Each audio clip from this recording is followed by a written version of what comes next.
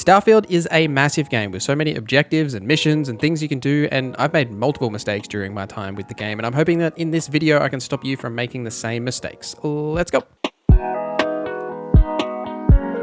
Let me know in the comments any mistakes that you have made so we can all help each other out. So first, let's talk about planetary hazards and afflictions. So you ever wonder when you're wandering around on a planet and your compass randomly starts beeping at you? It's because your suit's inbuilt protection is failing, or it has failed. And once it's failed, you have a chance to gain an affliction. Now there are multiple different types of afflictions, from typical injuries, like say if you fall off a cliff and break your leg, something like that. Or if you get diseases from plants or the different elements, or standing in corrosive puddles, that sort of a thing.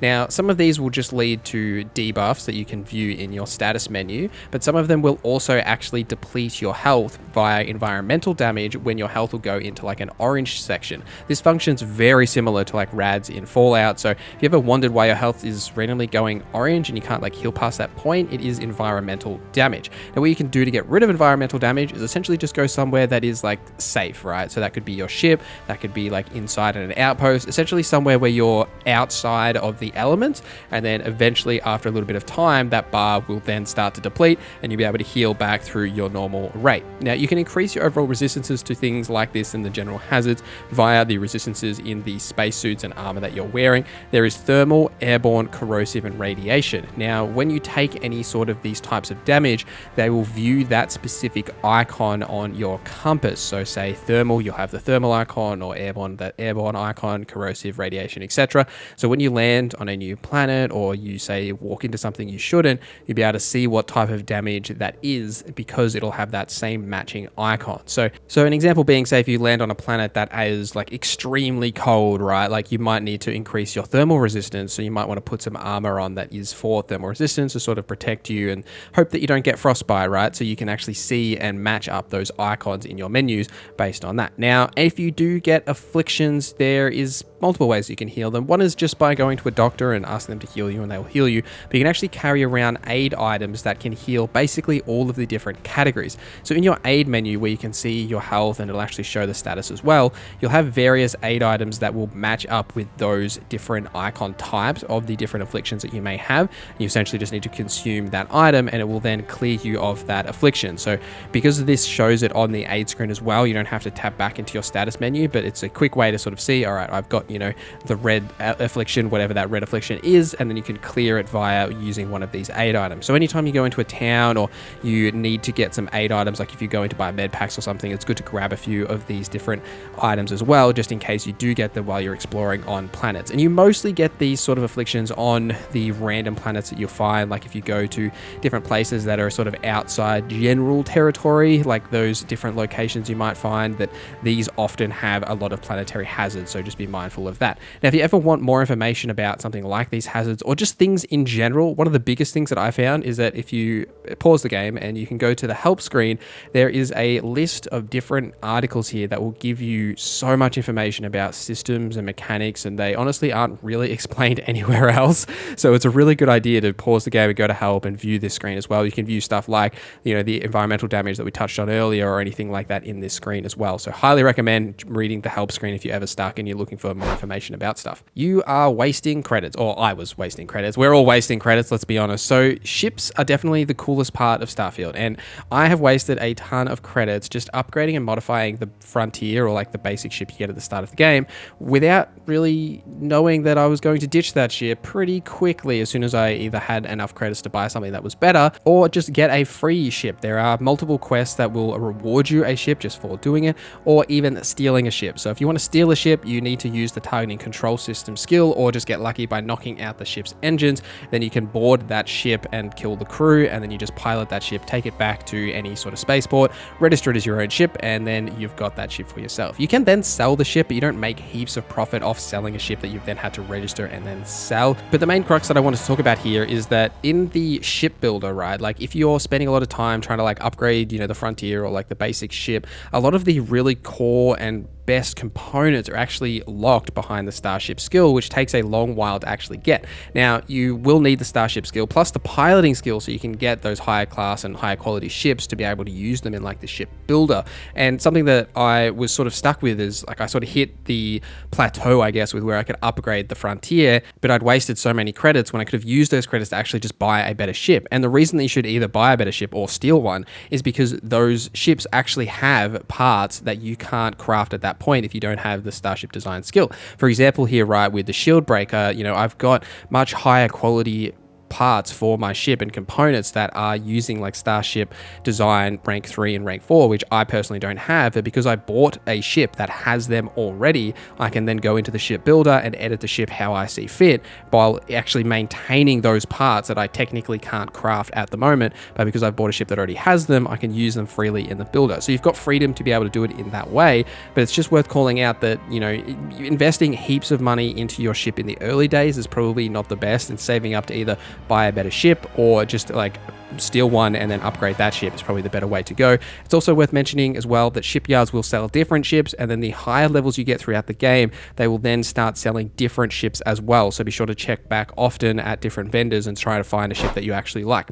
Don't carry your burdens. Carry capacity is a huge burden in Starfield, and you'll spend plenty of time wandering around carrying 20 cups and then wondering, do I need 20 cups? Am I going to sell them? What am I going to do with these cups anyway? But there are multiple ways to increase your carry capacity. The first being the weightlifting skill, which just increases your carry capacity. The payload skill will increase your ship cargo's capacity, which is where you should dump all your resources and anything you don't want to carry on you. Anytime you get back to your ship, just dump them in the cargo hold. Or you can just add more cargo hold to your ship via the ship builder, which we just touched on a little bit. And you can also have your companions carry your burden. Now, resources are sort of the big weight carrier here, and resources are very heavy, and you can move all your resources to a storage container via one button. I often do this, like as soon as I get back to my ship, I just dump any resources I have just back into my cargo hold, because anytime you go into like a crafting or a research project, it will use your personal inventory and your ship's cargo inventory as well. So you don't have to be carrying all that stuff. It will use the cargo hold. It won't use your companion's inventory, or say, for example, a great tip to do is if your cargo hold is full, you just dump everything on the ground and, you know, just have it just float around in your ship. It won't count towards the weight of your ship in that case. You won't be able to use it in any of those crafting menus unless you put it into your cargo hold or your personal inventory, but it's just worth calling out. And along those same veins, resources, not junk, is the big tip here. So Starfield is filled with all of those miscellaneous items that you would be used to from a Fallout or a Skyrim. And you know, if you come from a Fallout, you've got that same habit that I do where you pick up literally everything that is on the ground, because you can then break that down into its core materials that you can use for like crafting and building up your settlement, that sort of a thing. In Starfield, it's a little different. Basically, all of the miscellaneous items can only be sold. You won't use them in any sort of crafting. There is some exceptions to this rule, as there are specific items that are used in crafting. Now, you can craft these yourself as well via the industrial workbench, but for the most part, you'll find a lot of these out in the world, and you'll be able to tell when you found them because they actually say like that this is a uncommon or rare crafting material, like resource, and that, you know, it can be used in that regard, whereas the miscellaneous icons just say what their value and weight is. If you're looking to farm resources, there's a fair few ways you can do this. So you can farm them on planets themselves via either plants or like rock mineral deposits, or the animals on planets as well. This is the most consistent way to get different resources, I found, and often animals and plants will give you some of the more unique resources, like say cosmetics or something like that, that are often hard to find. So finding animals that actually have those resources is well worth doing and remembering where they are. In space, you can shoot rocks as well to grab mineral deposits from them. I haven't really got any rare resources from doing this, but there's plenty of them to find if you say just need like a bunch of iron or something like that.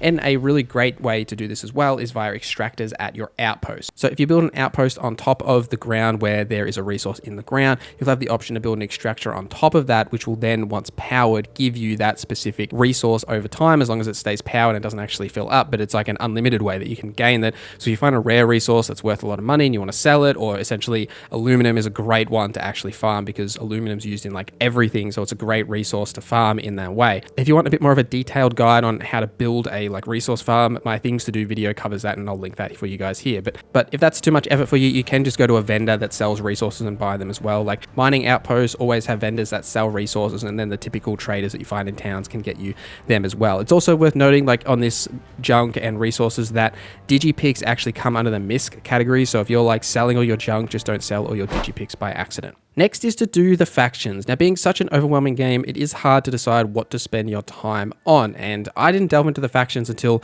well into my playthrough, maybe 30, 40 hours or so, and I kind of regretted it because when you finish those story and quest lines, they give you heaps of rewards. For example, as a 3-star ranger, you get a really nice armor set as well as a free ship, which is like an amazing ship, and I'll let you discover what happens when you complete the other ones. I don't want to spoil all of the rewards here, but just worth pointing out that they are really valuable rewards and also really great stories. Like there's a lot of really good lore and actually interesting missions in these faction quest lines. So absolutely do them. Now you can do all 4 factions on the one character if you like, obviously depending on your roleplay decisions, but they are absolutely well worth doing. And a bonus mistake. I'll give you this one for the road as well, because everyone I've talked to seems to be doing this one thing. Now, do the main story. I know it sounds stupid. Either like you're like, oh, why would I do a main story in a BGS game? Or you're like, of course I'll do the main story. It's a video game. You always do the main story. But like, regardless of what camp you're in, you should be doing the main story because there are multiple things that are directly locked behind your main story progress. Certain parts of the game, even random encounters that do not start happening until you reach a certain point in the story. I won't say anything more about what that is, but I highly recommend for you to actually do that. And you probably hit a point where the story will actually really intrigue you. Like for me, once I got to sort of past that point, I was super interested in the story and I couldn't actually stop doing it. So if you're like worried about locking yourself out of something, like by progressing the story like too far, too early or something like that, there is a pretty clear turning point where all the Constellation members will be like, hey, we're going to go and do this specific thing, you should join us. And when they say that, I'm obviously being super vague for spoilers here, but when they say that, you sort of know that that is a clear turning point. So once you hit that point, then you're fine to go off and just do whatever you like, unless you want to continue progressing the main story. But it's just worth pointing out that you really should do the main story. Trust me, it's great content and it's also highly worth doing to unlock some of those different mechanics and systems in the game. All right, that's all I'll say. Let me know your mistakes in the comments down below. Thank you guys for watching this video till the end. Thank you to our members for supporting the channel. My name is NorZZa and I hope you have a great day.